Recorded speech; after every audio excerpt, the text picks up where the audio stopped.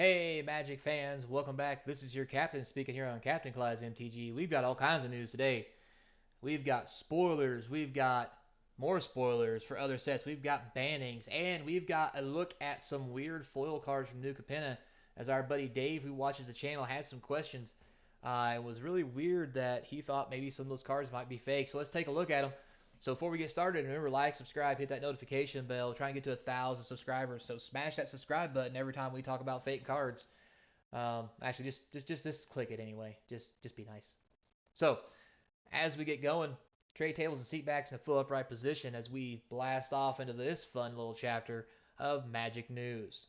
So we're going to start our news off today with bannings. Winota, Joiner of Forces, and Tibalt's Trickery has been banned in Explorer, i.e. Pioneer. So for those of you who don't know, it says here the extreme amount of play and high win rates across Explorer game modes for Winota is the reason for the banning. The deck has a staple in Pioneer, i.e. Explorer, where it's quick to port over to Explorer. The announcement said the deck can present 2 large battlefield presence for unprepared opponents. I'm gonna let you know it prevents a battlefield presence for any opponent. It doesn't care if you are prepared. You still will die to this thing. Just not, yeah, no. Just no. And then Tibalt's Trickery, on the other hand, is getting the axe due to creating extremely negative experiences. Basically, you cast a 0-cost spell on turn 2, you Tibalt's Trickery it, and then you go get something like Ulamog, and you're like, I win. It's really a dumb card. There's different ways to break it with other big, large, nasty cards. So, yeah, both need to go, and I'm happy to see them leave. We'll get cards reimbursed on Arena for this. And if you're going to play in Pioneer, just know that these cards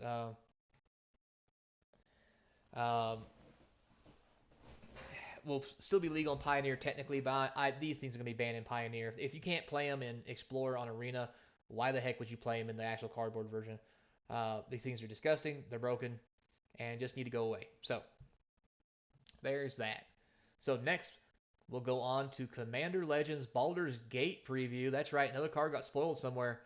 It's a red, black, blue, and 1 for a 4-2 with haste, Tiefling War.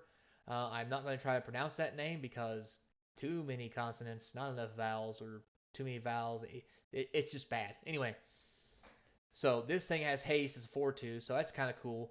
The real cool part is for 2 colorless, the next time you would cast an instant or sorcery spell that targets only a single opponent or a single permanent an opponent controls for that turn, for each other opponent, choose that player and or the permanent they control, copy that spell, choose new targets. So to give you the cheap rundown on how this is going to work, let's say Bob is the one you're targeting, and you have 4 other opponents. So you tap this and then say, hey, Bob, I'm going to Lightning Bolt you. Now you get a copy of Lightning Bolt for every other player. So Sally Mae, Job, Jed, everybody at the table is getting a Lightning Bolt. This is the Oprah Winfrey of spells. I can't talk. It works the same way with things that target permanents. Let's just be as obnoxious as possible. Bob, Stone Rain for you. Mary, Stone Rain for you, and Stone Rain for Jill, and Stone Rain for Jan. Everybody gets a Stone Rain. You get a Stone Rain. I get a Stone Rain. Well, you don't Stone Rain yourself unless you really want to. But you get the idea. Surprise, this is a rare. It's going to be a very powerful card. And it's pretty sweet. Not going to lie. Not going to lie. So moving right along, tomorrow we got some spoilers coming out. Wizards of the Coast actually tweeted this out earlier today.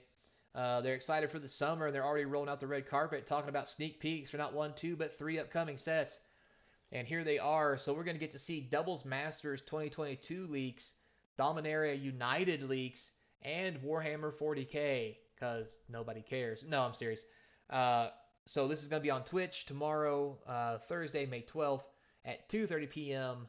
Pacific time, i.e., anybody on the West Coast like myself is not going to be able to watch this because we have real jobs. Well, I have real jobs. Most people probably don't. But point being, on the West Coast it's going to be 4:30 or 5. I'm sorry, the East Coast is going to be 4:30 or 5:30. You might be off work by then.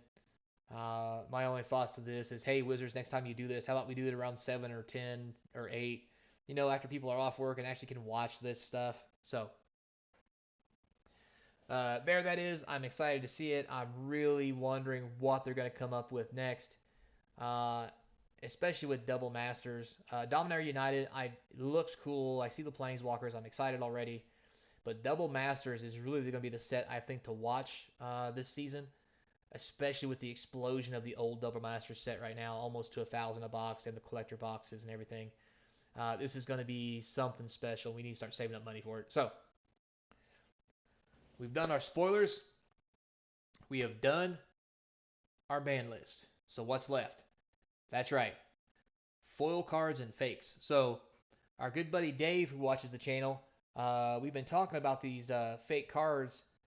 So let's take a look at what Dave sent me a picture of. So here's a picture of what Dave has on the right here. You can see this is what Dave himself pulled out of the Modern Horizons 2 pack. On the left is a card Dave bought from his local card shop. You can see on the right it's a little easier to see the foiling, and you can see the foiling pulled back on it here.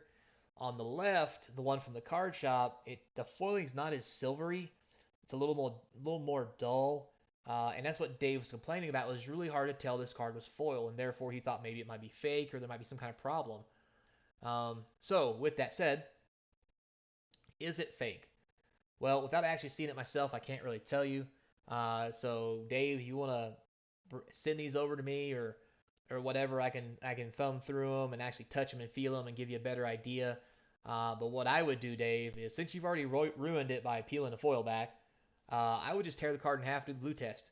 If you guys wonder what the blue test is, if you tear the card in half and there's not blue ink on the inside, then it's not a real card, because that's what most of those companies use to put these cards together.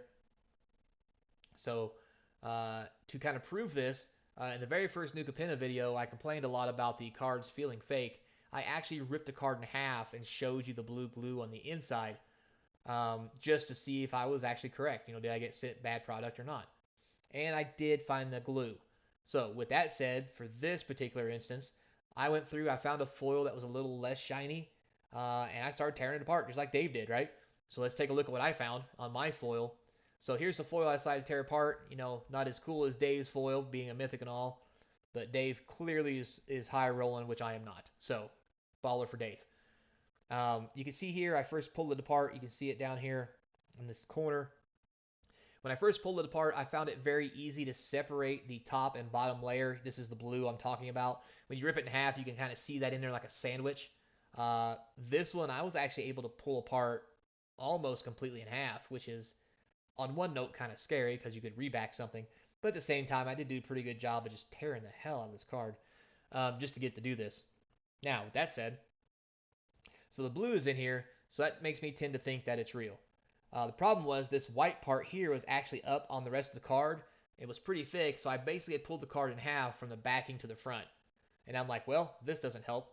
I need to pull it back so I can find the shiny part like Dave did. Now, I don't know how Dave did it, but I was not as good as Dave. Dave, maybe in the comment section, tell us how to tear our cards up. Uh, now, with that said, you can kind of see here, I did decide, I was like, well, if I take a knife, I should be able to scrape the extra off, because what if this is just fuzz, from the cardboard stuck to the actual foiling? So I did that, and I got a little closer look here for you. You can see right here, there's actually some shiny stuff in there, which it looks like is the actual foiling part. And it's very reminiscent of what Dave has right here. Now with this one, I don't know if maybe there's some fuzz left over. It doesn't look like Dave separated it pretty well. But I would actually, again, suggest maybe scraping a knife on it to see if if there's any fuzz, if it comes off shiny. Tear it in half, find out is the blue on the inside. But from my guesses, this looks like a real card, Dave. I think the card shop did open it, and I think it was just probably some quality issues because Wizards has lots of quality problems. I'm not gonna lie. And even though this is a dull foil, it is probably still a foil nonetheless. So just something to think about, especially moving forward. And I'm not gonna lie, they do try to improve the foiling process over time. The foils I have now do not bow like the foils I used to have. So it is getting better as they change it. But you can see right here, this one's already bowed just from sitting off to the side in a stack of cards. Not as bad as normal. I mean, it's not a Pringle, at least not yet. But maybe that new foiling technique is to kind of eliminate some of this. and get away from those kind of issues, right? So there's not that kind of problem. Now, with that said, unless Dave wants to send me these cards and let me tear them apart more than he already has, I'm gonna say that it probably is real Dave. They probably did pull it from a pack. Um, so, I mean, I guess it is what it is. It's just a quality control issue. Uh, with that said, if anybody else has any questions, comments, concerns about things like this, or has any cards they want to send me for me to make a video on, I'll be more than happy to drop your name, tear up your cards, or just let you know if I think they're real or not, and mail them back to you, of course. So I'd like to thank Dave for his input and him bringing this to light for those of you who may have maybe had or encountered the same kind of issue. Uh, so again, thank you, Dave, and thanks everybody for watching. Until next time, remember to be kind, and as always, I hope to see you across from the game table.